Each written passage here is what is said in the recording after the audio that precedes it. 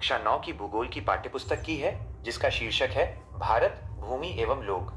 यह पुस्तक मुख्य रूप से भारत की भौगोलिक स्थिति, प्राकृतिक संसाधनों और यहाँ के निवासियों के अंतर संबंधों पर केंद्रित है। यहाँ इस पुस्तक के मुख्य विषयों का संक्षिप्त विवरण समरी दिया गया है।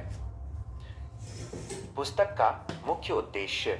यह पुस्तक छात्रों को भारत की विशालता और विविधता से परिचित कराती है।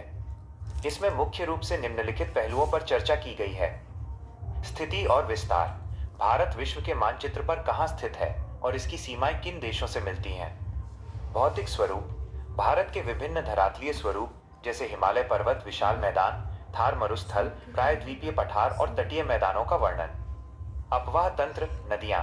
भारत की प्रमुख नदियां जैसे गंगा, सिंधु, ब्रह्मपुत्र और उनके महत्व के बारे में जानकारी। जलवायु। भारत की मानसूनी जलवायु, ऋतु चक्र और वर्षा के वितरण का विश्लेषण। प्राकृतिक वनस्पति एवं वन्य प्राणी। भारत के जंगलों के प्रकार और वहां पाए जाने वाले विभिन्न जीव जंतुओं जैसे बाघ, हाथी, हिरण का विवरण। जनसंख्या। भारत की बढ़ती जनसंख्या, उसका वितरण, घनत्व और साक्षरता जैसे मानवीय पहलुओं का अध्ययन। कवर पेज का विश्लेषण। पुस्तक के कवर पर 4 प्रमुख चित्र दिए गए हैं जो भारत की विविध पहचान को दर्शाते हैं। 1. सांस्कृतिक विरासत, ऐतिहासिक धरोहर और पारंपरिक वेशभूषा में लोग। 2. औद्योगिक विकास, ऊर्जा या उद्योग का प्रतीक, अग्नि ज्वाला। 3. कृषि प्रधान अर्थव्यवस्था, खेत जोतता हुआ किसान और बैल जो ग्रामीण भारत की रीढ़ है। 4. प्राकृतिक विविधता, घने जंगल और वन्य जीव, हाथी, बाघ, हिरण जो जैव विविधता का प्रतीक हैं। क्या आप इस पुस्तक के किसी विशिष्ट अध्याय चैप्टर के बारे में विस्तार से जानना चाहेंगे?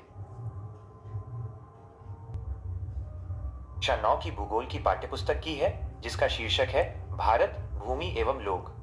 यह पुस्तक मुख्य रूप से भारत की भौगोलिक स्थिति, प्राकृतिक संसाधनों और यहाँ के निवासियों के अंतर संबंधों पर केंद्रित है। यहाँ इस पुस्तक के मुख्य विषयों का संक्षिप्त विवरण समरी दिया गया है। पुस्तक का मुख्य उद्देश्य। यह पुस्तक छात्रों को भारत की विशालता और विविधता से परिचित कराती है। इसमें मुख्य रूप से निम्नलिखित पहलुओं पर चर्चा की गई है। स्थिति और विस्तार।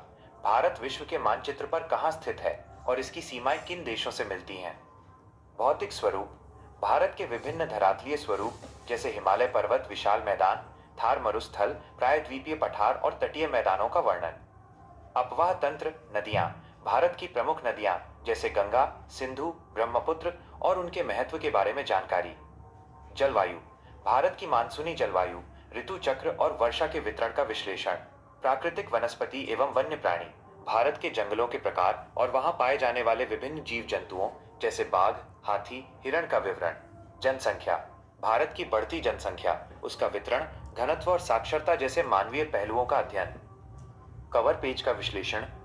पुस्तक के कवर पर 4 प्रमुख चित्र दिए गए हैं जो भारत की विविध पहचान को दर्शाते हैं।